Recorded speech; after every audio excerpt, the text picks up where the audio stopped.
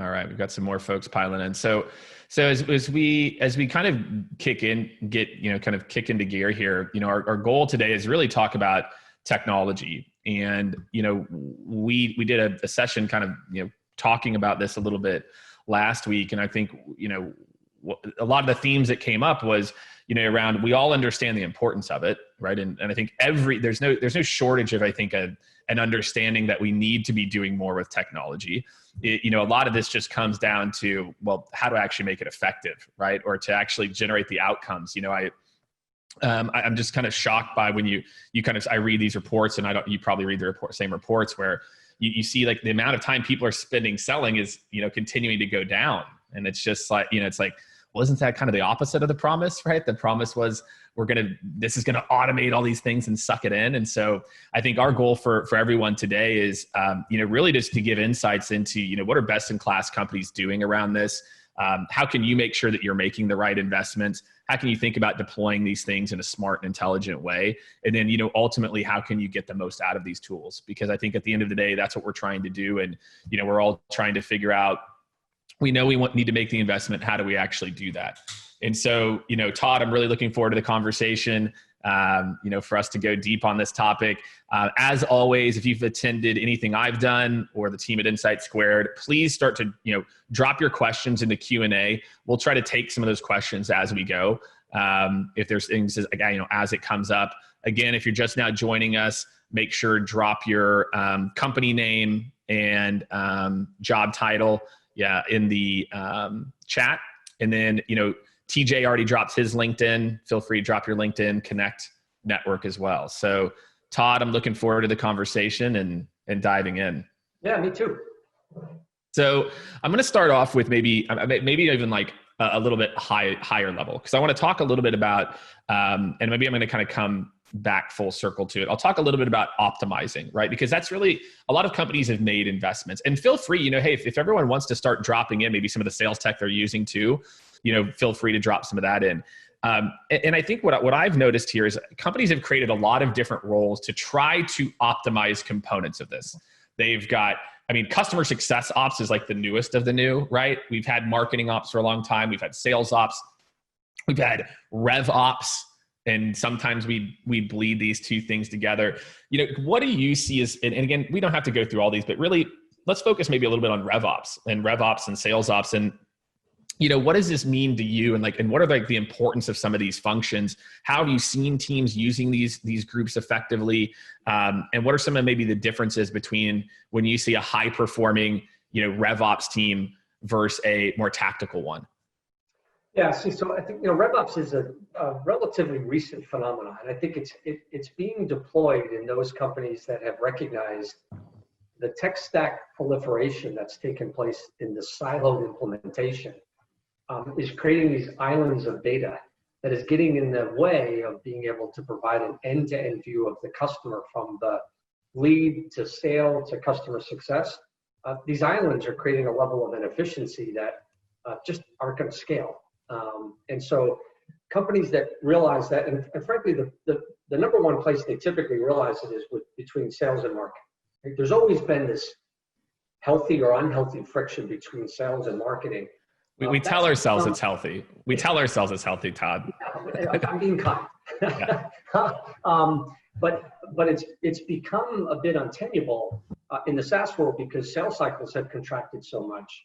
In the old world where you had a 6 to 9 month B2B sales cycle, the dependency on what marketing was delivering into the sales function wasn't as critical. But with the sales cycles contracting, the amount of in-period leads you need to be able to execute on a quarter has really heightened the friction between the two of them. And so where you might have had disagreements over what an MQL was or what the quality of the leads is or how fast you're responding to the leads from marketing's perspective, you could kind of tolerate that in the longer sales cycle. In the shorter, you can't, because your quarter's performance, your company's performance is so critical at it. And so what we see is that's the number one friction. We've also started to see it now with customer success. In fact, in my own company, when I joined here, the biggest friction was between customer success and sales.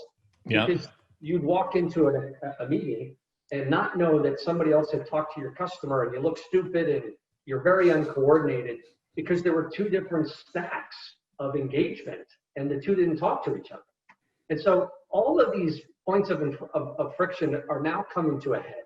And Revlops is the dynamic that says we need to have one architected view over what am I going to bring into the tech stack that is basically putting a lot more weight on the end-to-end architecture versus the pinpoint function that a silo may want to go solve, right? That's what's really driving it. All right, Todd, everyone can hear you. For some reason, they can't see video. Is that right? Yeah, I'm not sure because I can see you. I can see you just fine. Let me see.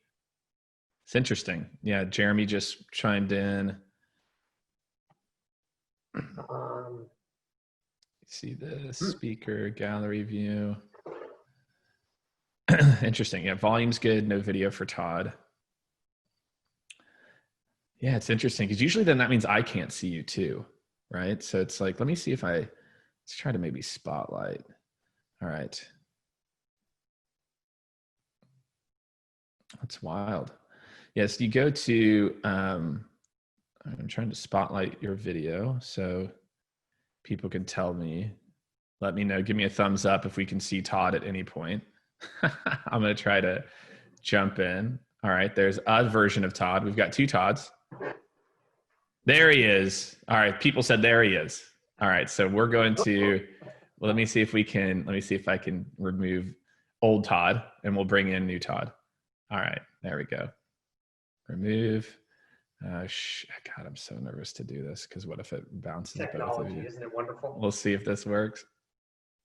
And let's see. All right, there we go. Can everyone see Todd now? Success. We did it. Look at that. Troubleshooting on the fly. I've got it, man. We've got it dialed in. So it sounds like, bringing it back, it sounds like, you know, when you think about the promise of RevOps, it's the ability to bring these groups together, these disparate groups across CS, marketing, et cetera. And do you see it being around the integration to the tools, or is it more about the business operations? Or maybe is it a mix of both, or does it start, you know, again, like how do you, because I think that this is the mix, is that you see different groups implementing the tools, not really thinking about the endpoints between groups. And even when you have like sometimes the RevOps team, you know, maybe it's sometimes they're really technical, other times they're not technical at all. So how do you kind of think about how they help to kind of like the tech integration component of this? So it sounds like RevOps, and I agree that's my view of RevOps too, is that RevOps is looking at the complete value chain for the customer and for your business. And how do you see them interacting with tech and maybe these other groups, right? Like sales ops, marketing ops, customer success. And again, and even if you just have sales ops and marketing ops, which I think a lot of companies. Yeah. So I think the number one driver is business process. It's not, and people don't wake up one day and say, hey, you know, I've got too many, well, they actually do say that they have too many tech stacks. They don't know what to do about it.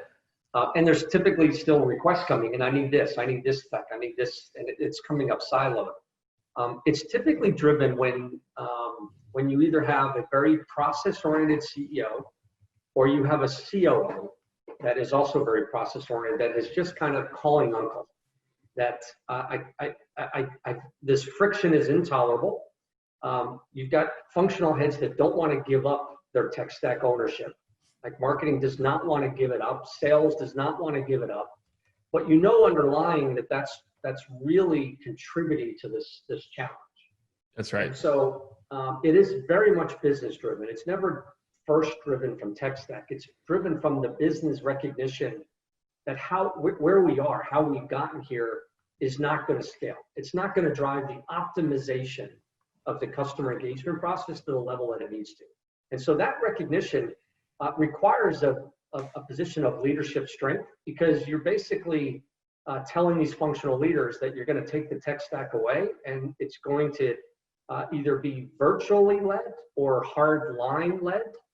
And that creates some friction. And if you have a CEO or COO that's not ready to kind of drive that leadership, then I find this RevOps function doesn't go anywhere. It's more, it's a figurehead. But if they understand the underlying issue, then it fundamentally drives a different mindset. And then the mindset then says, okay, so it's really kind of weighting the decision of a tech stack more to the business process versus the specific functional requirement that the functional leader is trying to solve, like the trade-off of another island of data against the overall end-to-end view, that you basically reset that prioritization. And that's really what the outcome is. Yeah. And I think a lot of companies, that's ideal. They want to get there. And, everyone wants, wants what's best for the customer or for the org. But yeah, I think that can be tough, to try to think about giving up, or not giving up completely, part of that. But again, I feel like that's just a broader process issue that you mentioned. It wasn't that long ago, 15 years ago, where the sales org and, was kind of like the whole thing, right? They were getting their own leads, closing deals, and working with customers, which created a very cohesive customer experience out of the gate, right? Like as a customer, that's the best experience, right? Is like, it's the same person. Like they don't want to sell a bad deal because they know they've got to work with you. And it all kind of worked out. And I think as these groups have become more siloed, and as we get more specialized, and there's a lot of actual research around like over specialization and how like that's also not a great thing. But I think that's where this Revlops function just becomes critical. There's got to be some glue between these teams for the customer's experience, and that helps everything from the sales cycle speed to retention to growth when you have a consistent process. That's right. And I think the other thing that's driving it is, as a result of COVID, a lot of CFOs are raising up and saying, wow, look at how much we're spending in tools. Mm-hmm. And so the reprioritization or the rejustification of all these tools is also providing an opportunity for the weighting of the prioritization around the end-to-end view. So that's adding a little bit more fuel to this discussion, because every function's now got to go, in a lot of cases, rejustify, revalidate. Are we going to renew this contract? And the ability to look at this end to end will free up operating expense, right? Consolidation of the tech stack will free up, and it's forcing each function to really pick which ones do I really need. And again, going back to, let's prioritize it based upon this end-to-end execution, not just on this little pinpoint need I need here, or this pinpoint need I need here. I love that. And I think that's kind of like a key point, there's a few points in there, but I'd say key point one for everyone, kind of listening now is start with the business process, right? What are you trying to accomplish? What are the bottlenecks? If you're familiar with, there's a great book, Todd. Have you read The Goal before? The Goal, which is it's a old business school book. It talks about the theory of constraints, right? And the theory of constraints, if for all of you, is basically just in any system, there's a limiting constraint. There's something that's stopping the system. And I feel like that is where you have to start. I think too often people, they don't start with the biggest lift. They start with, we need a better way to listen to calls. So have you guys heard of this gong thing? Great. Let's just go do this. And then what happens is, like you said, then although the tool could have an impact because it's not the actual big bottleneck, and two, the implementation is okay, then we just don't realize the gains. And I think that's where a lot of you have to start, is map the business process. And to your point, what I like about what you said, Todd, is it's about the end to end, not just this part of it. It's not their own little world.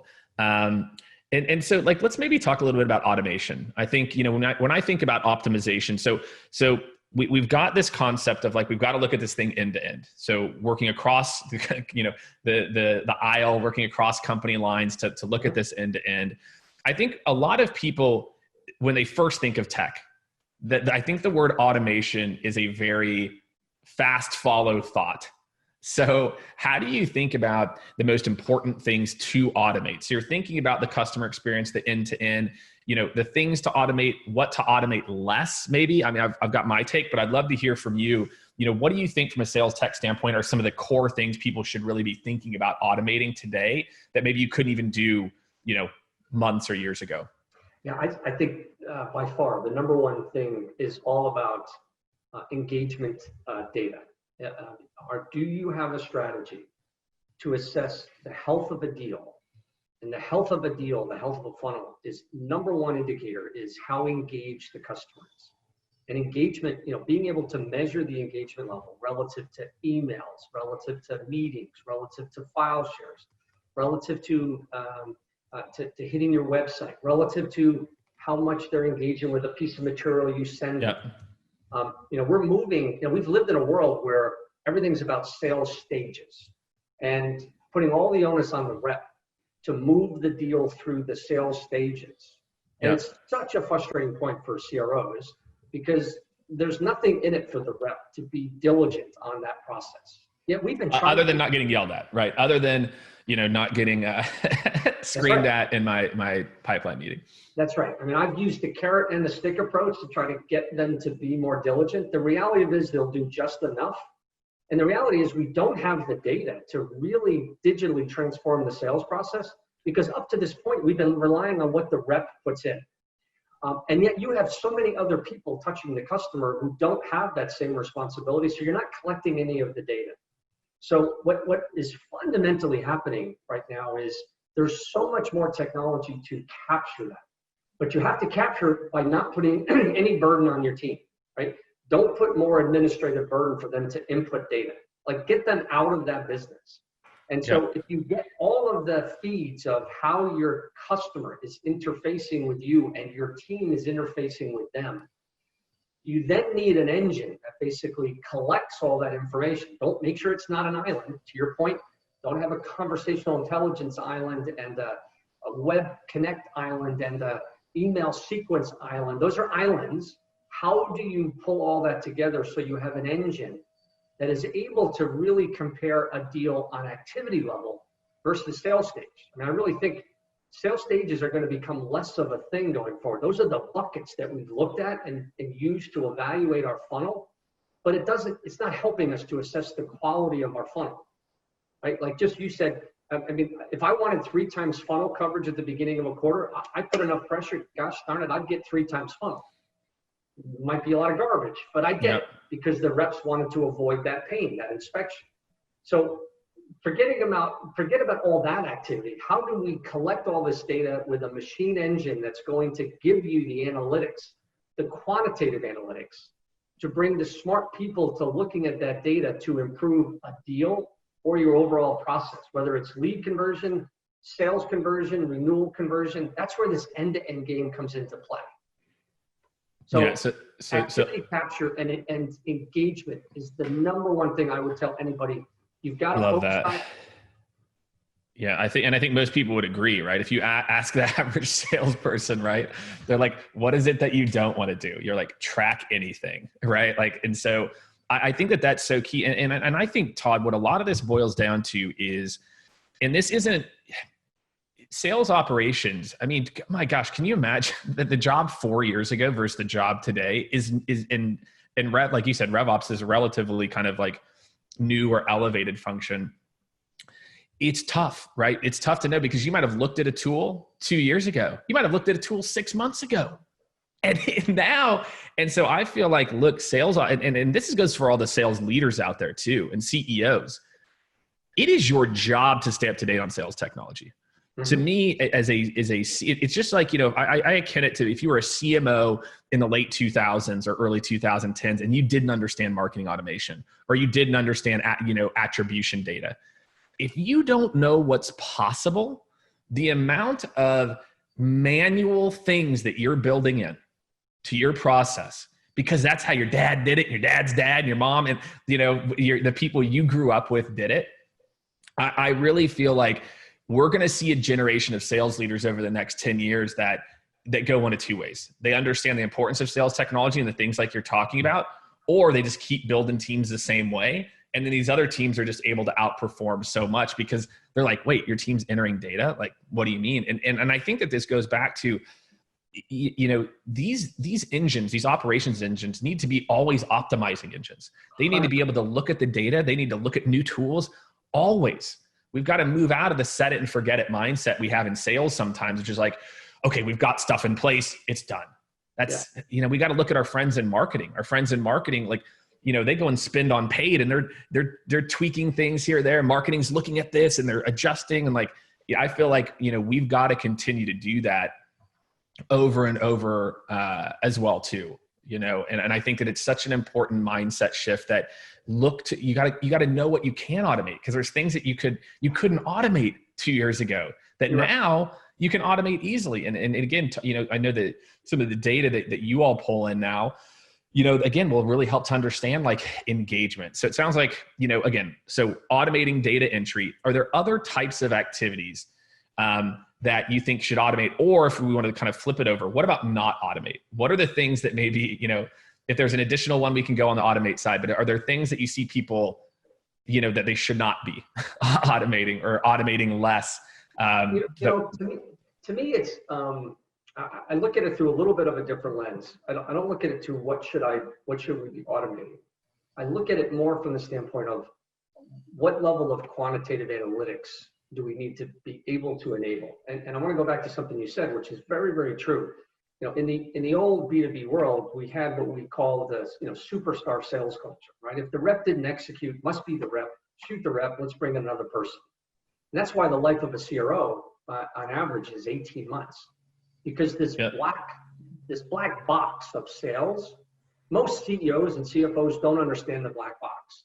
And if we're not executing, if we're missing the quarter, it must be the people. It's not the process. It must be the people. Can't be the product either. No chance. Can't be the product. Can't All be you. Marketing. It's got to be sales. And so that's why you have this constant churn. And that you have to break that cycle. And the way you're going to break that cycle is by bringing digital transformation, the quantitative analytics. Like let's move the curtain back of what's really going on in the sales process. Like for the 25 years I was a CRO, one of the biggest challenges I always had was, how do I get my peer organizations to understand I need their help to be able to improve the conversion rate at this stage of the sales cycle, the marketing material or the value prop, or the product isn't as good next to this competitor. Like, so where are we executing as a company, and where aren't we with data, to be able to bring each of the functions together to say, we have a conversion issue in this cohort of data, this industry, this market segment, our value prop's not working. How do you do that today? It's all kind of word of mouth, it's perspectives. Like, we need to bring the data in. And so for me, it's the more data you can bring into this, remove the black box here, pull the curtain back, whatever analogy you want to use. Yeah. So that the sales process is a company-owned process. It's not just sales. I mean, sales has the point of it, but how do we bring every function to understand everybody's got a role at these key inflection points, and how do you continually, to your point, improve what's the activity engagement today versus what it was pre-COVID, because it's changed for everybody. And so if you have a system that you can understand, wow, look at how the engagement level has extended. Like what we see now is the qualification stage is taking longer. The discovery stage is taking longer. Yeah. People are going slower. Okay, so where is it going slower, and how do I address the realities of the business today? And so to me, once you understand then what the quantitative analytics are, Jake, then I think you get back to your question, which is, all right, there are elements of this that we can automate or enable the team to be more effective. But without the quantitative analytics, all we're doing is throwing another tech stack out there that hope it works. Yeah. Yeah, I think that's a good perspective. Yeah, because to me, the automate is, it can feel in the trenches a little bit, but I feel like with a lot of people, the things I've seen automated have been the customer interaction. And it's, the issue has been, it's the parts of the customer interaction that like shouldn't be automated, which is like trying to add value. I feel like we're not being clever enough in how we're thinking about kind of some of our customer interaction, that it's really all or nothing. It's like, I see kind of this very binary, and again, and COVID has forced us to get more bifurcated, trifurcated, and further into type of the different ways that we interact. But still, I feel like, we're stuck in this mindset of like, we want a strategy, or two, as opposed to like, no, like the buyers are so much more sophisticated that you need just such a different depth of the amount of strategies, again, to kind of stay relevant and really appreciate and meet people where they're at, as opposed to trying to automate. And then there's obviously the integration between tools, and that's where you get, this thing. And this kind of dovetails into my next question here, which is around kind of the tools working together or how to identify this. It's that, you've got reps now logging into how many screens? How many screens are some of these reps? That's a really big one. It's like, how many screens are people having to log into, et cetera. So I think that, to me, when I think about this, it's obviously a big one. So is there ways that you feel like, so we think about consolidating maybe, or tech stack, so sellers have less tools but manage, but are still getting everything that they need. Are there ways that you think about kind of going through that process? How do we consolidate some of this tech, or without it feeling like we've lost something? Or how do we think about, again, we've talked a lot about like kind of automating some of those like manual details, right? And that's kind of a no-brainer. Are there other ways that you think about either consolidating or, making smarter decisions around the core, like whatever the core is for you? Yeah, I think it's a good point. I think what I would tell those that are listening is I think we're just now entering a stage in this end-to-end sales process game that the industry is going to start to consolidate at a very rapid rate. And you see that with who's getting funded and what acquisitions and mergers are starting. Yeah. So there's a broad recognition now that you need an architecture to look at this end-to-end game. And if the underlying platform doesn't serve a specific function, you have to make sure that if you're going to go put that other tech stack in, that it does feed one source of truth. Like, we believe that Salesforce really is a fantastic database engine and a great workflow engine. It's not a great rep tool. It's got some real challenges from a reporting tool, but it has some real strengths, and it's not going anywhere. But if you're creating another island, make sure that everything is going back to Salesforce as the activity collection database. And if you do that, then your point solutions don't create an island, they feed. And you got to make sure that the solution you're picking isn't just feeding half and keeping some of it back here that you can't put into the end-to-end view. And so that's point number one. Point number two is you need to have an architecture now of what do you do with all this enriched data in CRM? Because all these tools add a tremendous amount of information. Yeah, that's right. What the engagement level is going on. What's the architecture that you're going to deploy to be able to use machine learning to be able to churn the data? Because it's a tremendous amount of increase in data. When we put our activity capture in, we typically are increasing the amount of data on an opportunity record by a factor of 10. So one person can't go through this and understand it. You've got to leverage machine learning to say, what is this engagement level indicating? Because what you're really trying to find out is, as you're taking a customer through the process, they're interfacing with your team, they're interfacing with your website, they're downloading material. It's all engagement level. It's all assessing how relevant you are to them. They're investing time. And if you can identify the opportunity and when it starts to fall off, wow, that's like a perfect case use of technology to alert the right function. This customer is about to go cold or is going cold.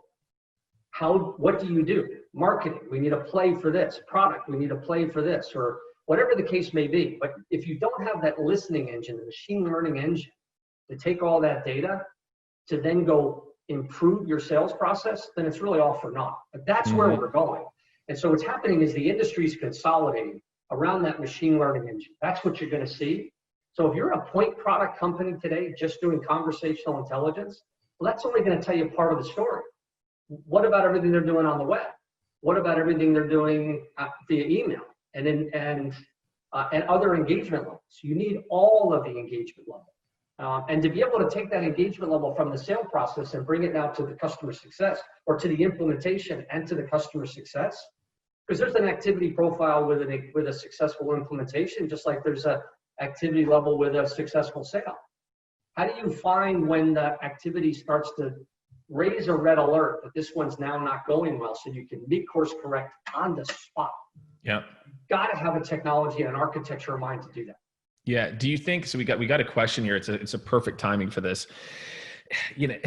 I think a lot of people, and I don't want to speak for, the people here, but I think a lot of people, like, intuitively, there's so much good insights here. And, but do you feel like, and the question is, do you think some or most of sales or RevOp orgs will continue to make the change and consolidate in the next 5 years, or be resistant?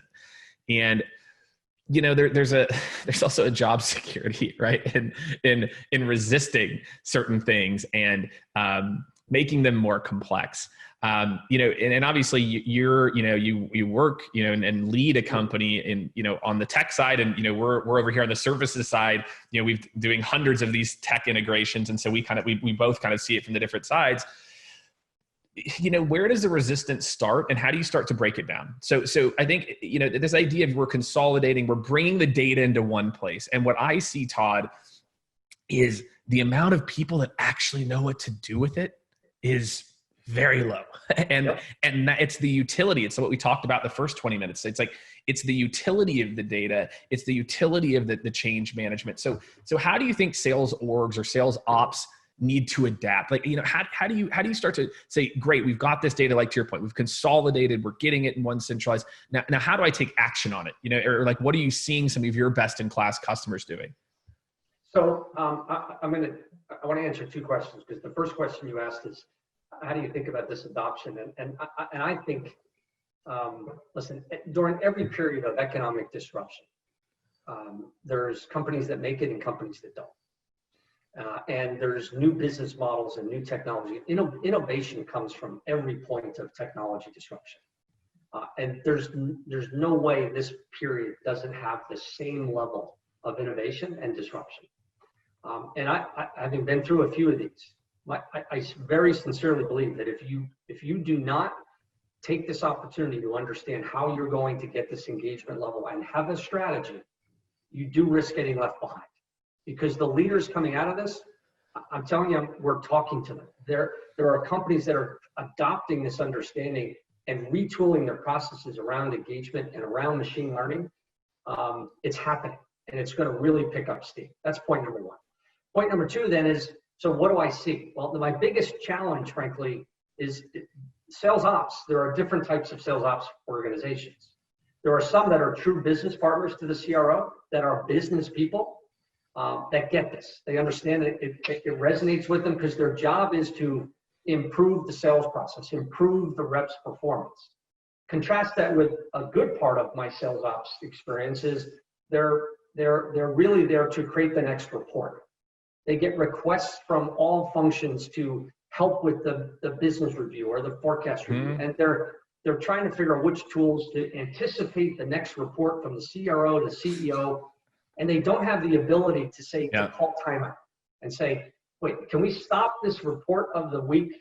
And because that's not helping you to fix the overall process.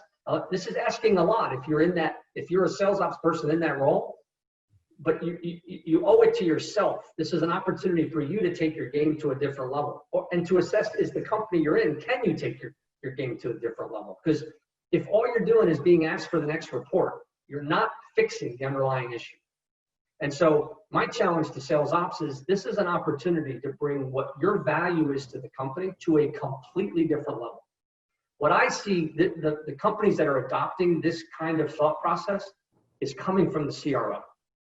The CROs that are not the old school hire superstars, but are more process oriented, have a thirst to understand, when I convert, why do I convert, what's really going on in my sales process. So those more data process oriented, wow, they are leading the charge. They typically have a sales ops partner that is of the same mindset. But when I go into an account and I see it's a superstar sales CRO, I just got to hire the best people, and I've got to report junkie sales ops, my inner voice is saying, they're not going to get this. They're engaging with me on what my next dashboard is, and I'm like, no, you're missing the point. I can give you your next dashboard, but are you going to be successful in the next 2 to 3 years just making sure you've got the capability to deliver out the next report? My answer back is no.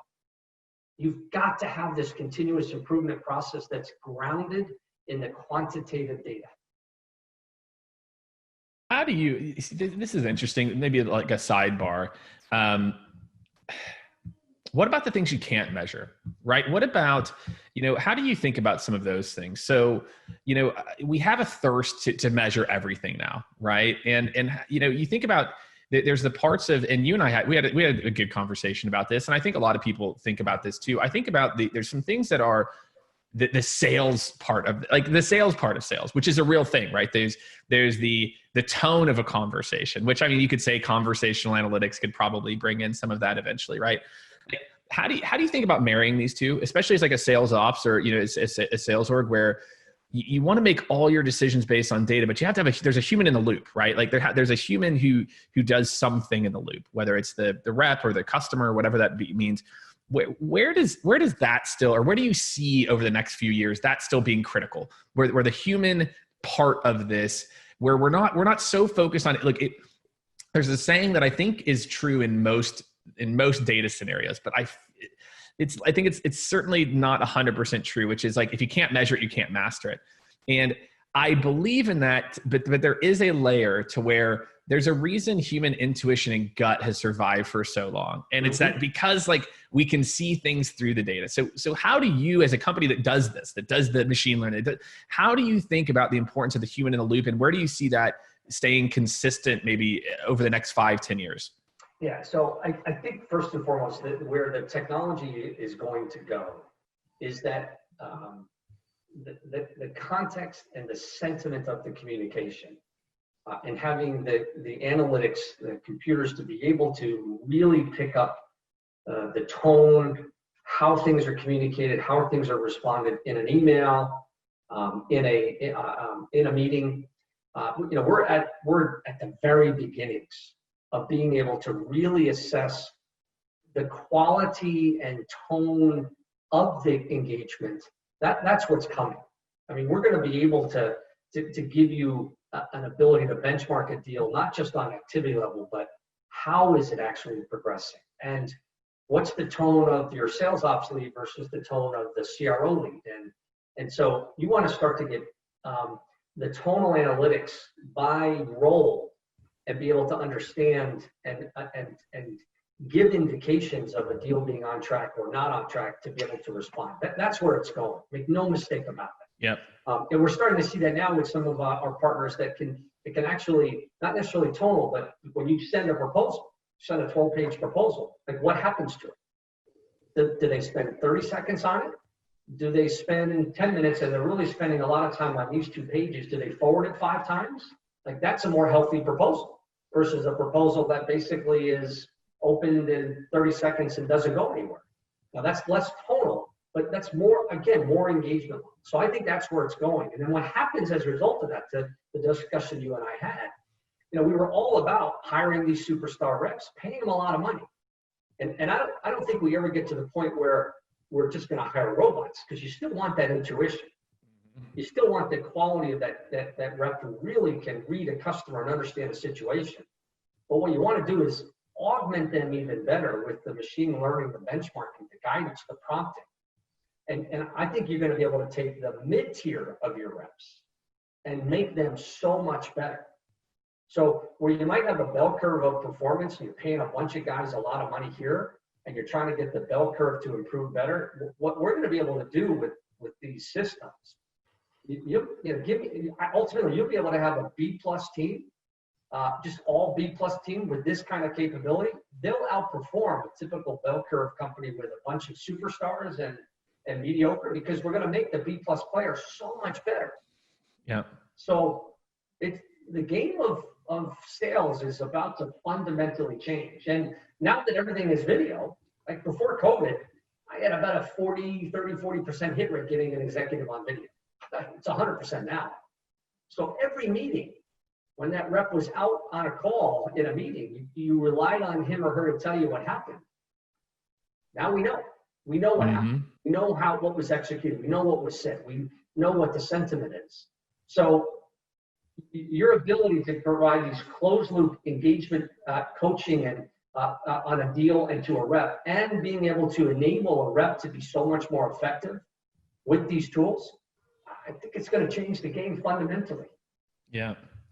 Yeah. And that goes back to, you and I were chatting right before we pushed play on this, and we were talking about, field reps changing the skill set, and having to stay up to speed. And that goes for every seller. If you're a seller on here, you've got to stay up to speed on this too. You can't rely on your company. The company's maybe implemented 5 different pieces of technology.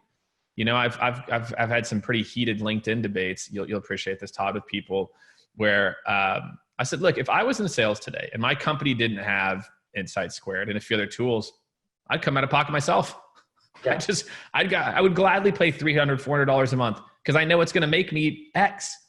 And I feel like, this is a lesson for everyone. It's not just that your boss or your boss's boss or your CEO or you have to learn these tools. These are your skill sets, making sure, you're not learning skills that are going to be, obsolete. We got a tactical question here that I think is a good one. And I know jump into that tactical question. Yeah, go for it. Because you said something in the early beginning about, sales time has dropped. Well, the other big drop is coaching time.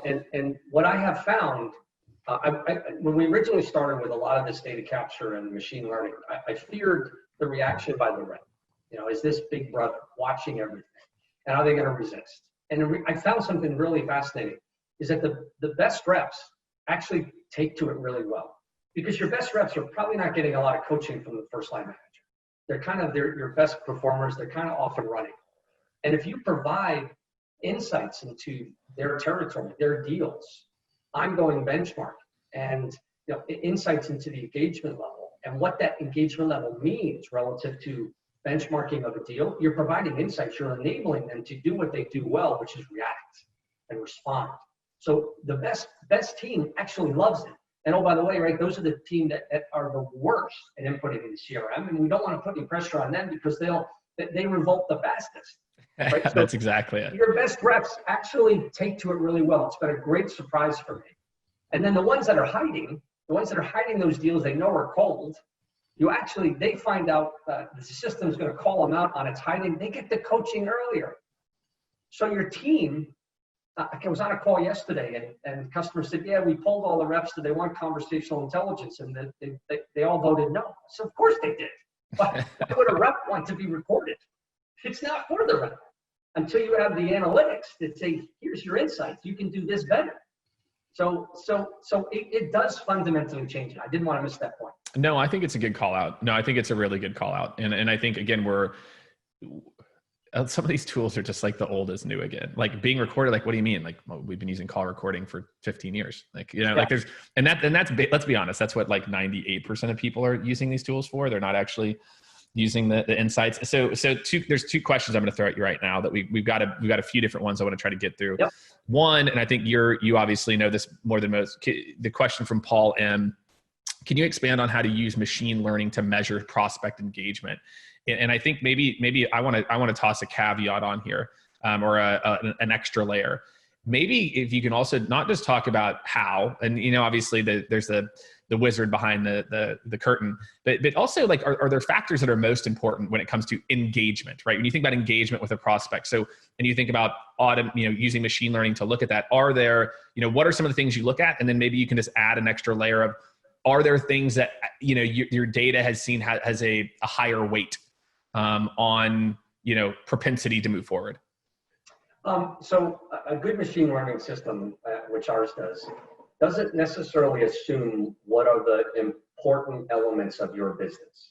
A good machine learning will take all of that data and identify what are the key things that improve win rate. When this SE is involved, the win rate goes up 10%. When this material is used, it goes up 2%.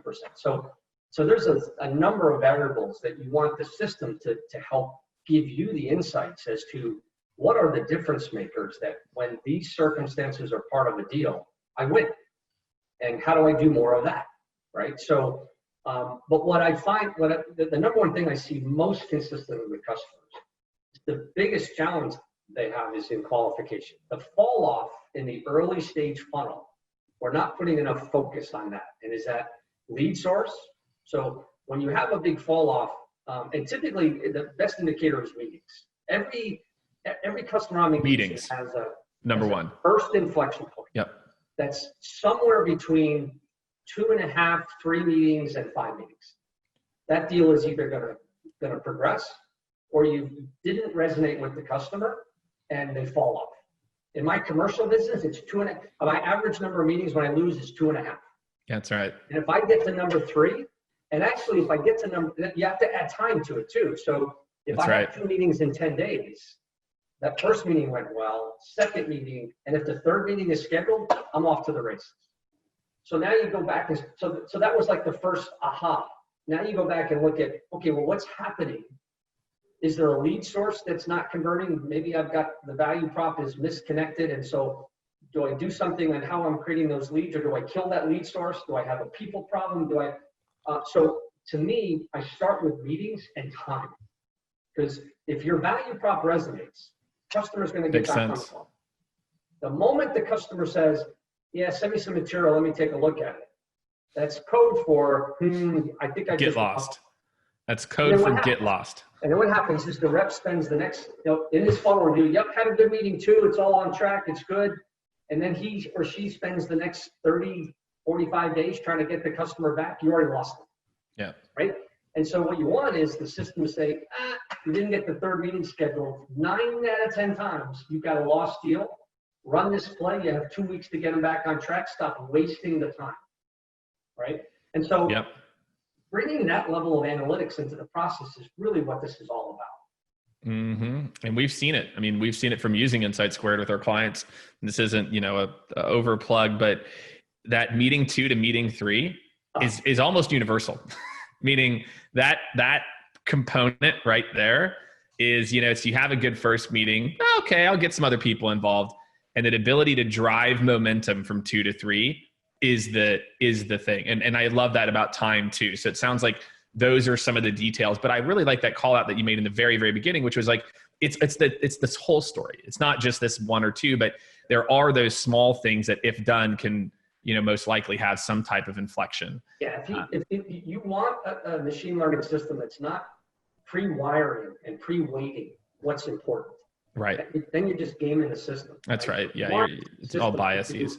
All of the big machine learning analytics and tell you, here's what you need to double down on. Here's what you need to go fix. Yeah. All right. So we're starting to run low on time. We're covering a lot of ground here. I'm going to take this one. We'll both see how we're going to answer this. And then I'm going to talk just about implementation. I think we'll wrap up.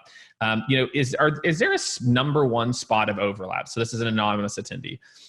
Number one spot of overlap or uselessness in tools that we now should get rid of right now. First place we can make a change right now. So, and again, there's the politically correct way that we'll probably both will take this, and I'll give my my take on this. Is that I think it really matters on your business. Meaning, I think there are different tools that have an amazing utility, assuming you can use them. And I'll just say one. I'll give you a really good example: intent data. The promise of intent data about a group of people within a company or whatever has a higher propensity to buy. If your sales organization doesn't believe that they should be using that as a key factor, intent data is worthless to you.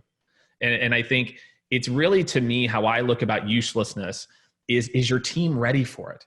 The other thing I would say is some of these ABM tools, where it's advertising randomly without being able to track. Well, if you've got all these other things in place and you can circle an account and you're ready for step 3, could be a lot of value there. If marketing and sales aren't working together, you're looking for a silver bullet, it's going to be useless. So I would answer the question that it's situational, and you have to be very honest with yourself about, is my team ready to use this? Are they going to use this? And useless to one team could be a very high utility to another. So I agree with you 100%. I think the situational really comes into play with what segments are you going after? What's your length of your sales cycle? ABM and intent data in a 30, 45 day transactional business, a whole lot less relevant. That's right. In a long sales cycle with an average of 8 to 10 decision makers, or not decision makers, but contacts that are involved, knowing what their intent, their digital footprint is much more meaningful. So it is very situational. And where I would go to answer your first question, it would be in the marketing tech stack. I mean, the average number of components in marketing tech stack is 50 to 55 in a medium to large enterprise. So there's so many fit for purpose products there that are not really being incorporated, and are they really translating to a higher quality lead into the SDR, BDR process? I got there's a bunch of them in there that I go, no. Mm-hmm. I agree. Yeah. And marketing, again, it's further ahead. They've been continuing. There's been more innovation, right? There's been so many components of the tech stack. In the sales side, most of the tech stack implementation has been on the inside sales function, right? I agree. Yeah, right? That's right. In the outside sales force, it's been actually quite minimal. Yeah, that's right. That's about to change. It is, because these tools there's more utility to them than I think people realize, and we just started using it that way. Okay. So last kind of set of questions. Let's talk about making this, let's talk about making this shit work, right? Like the implementation, right? We did a survey and you saw it. We had 400 people respond in less than 24 hours. And the number one reason, almost 50% respondees said that the tech stack wasn't working for them, was training and adoption. And obviously, look, we have a whole practice around this. So, for all, I'll do our quick plug, which is if you're an organization and are trying to think about stringing this together, that's certainly an area that we help in. But what do you feel are the key factors to success to go live? And if you want, I'll start, Todd. I'll give you my 2 cents and then you can chime in. To me, it's actually quite simple. It's a mindset shift. And what I mean by that is that what I see is companies go through a vetting process and then they make a selection. And what they do is they put too much emphasis on the initial onboarding. And they don't realize the initial onboarding is step 0. And that the end goal is actually 2 months later, which is how are we going to reinforce this? And Todd, I won't share your business, but a lot of sales technologies and technologies we work with, you can tell if a customer is going to churn in the first 3 months because it's how they start to use the product. And so for me, the way I answer this question to all of our clients is, if you want to be successful, stop focusing on initial onboarding and start focusing on usage and integration. And do you have that plan before you sign the contract of not just onboarding, but how you're going to get this integrated, the levels of people that need to be involved? If you do that, your likelihood of success is going to skyrocket. So for every company, for me, with every tech that you're adopting, that's the most tactical advice I can give you. Don't focus on onboarding. Go press those technologies and Todd and his team and other people's teams to say, how are you going to get me to power usage? What's my plan to get to power usage? Right. And then your likelihood to success is going to skyrocket. You're going to see the utility from it. But if you look at getting the purchase done in onboarding, you're failing from the beginning. And that's I've just seen that across technologies. You bet. It's all mindset. So I'll turn it over to. I agree with you 1,000%. And the way that I would typically assess that, or assess the ability to realize that outcome as a CRO and now as a CEO for this company, I always focus first and foremost, what's it going to do for the day in the life of a rep? Is it going to make that rep more productive, more effective? Because if you couldn't answer yes to that question with conviction and with not an ivory tower view, but with a true in the weeds, where the rubber meets the road view, if you couldn't answer yes to that, then it's just another headquarters tool being driven out, and you're probably not going to be successful. So I always looked at it from that vantage point. Like, I want to make the rep more productive. You started off in your summary, the amount of selling time is down. Every time somebody came to me with a process or a new tool, I'd ask, how does it improve the rep? Does it buy back time? Does it make them more efficient? Does it make them more effective? The answer is no. It's being driven by some CFO or some product team. I'd be like, not interested. Not interested. So you've got to focus there. And you got to be honest with yourself that the rep is going to see the intuitive value and adopt it. It's going to change the way they do business to be effective. If you can't get your top reps to say, yep, absolutely, then you really got to second guess and challenge yourself. Is this going to be successful? That's right. And that's really it. It's not the promise. It's the, can we execute? It's not the, 100%. Hey, is there utility? Of course there's utility. Is this the right time?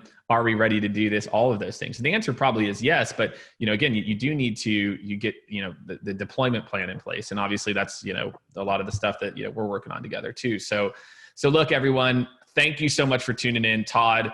This is great. This is a good conversation. I think we covered a lot of ground here, and I think hopefully, we're going to be sharing this video. It'll be on YouTube. Team at InsightSquared is going to share it as well too. But if you're really thinking about how to vet a tech stack, I think we covered like pretty much a lot of the bases. I think we covered like at least most of like the high level for people. So thanks again, everyone, for tuning in. Super, super appreciate you. Appreciate everyone. If you need anything, we dropped Todd's LinkedIn profile in the chat. You can hit him up. My LinkedIn profile is in the chat. And thanks again, everyone, for tuning in. Take care. Have a good day.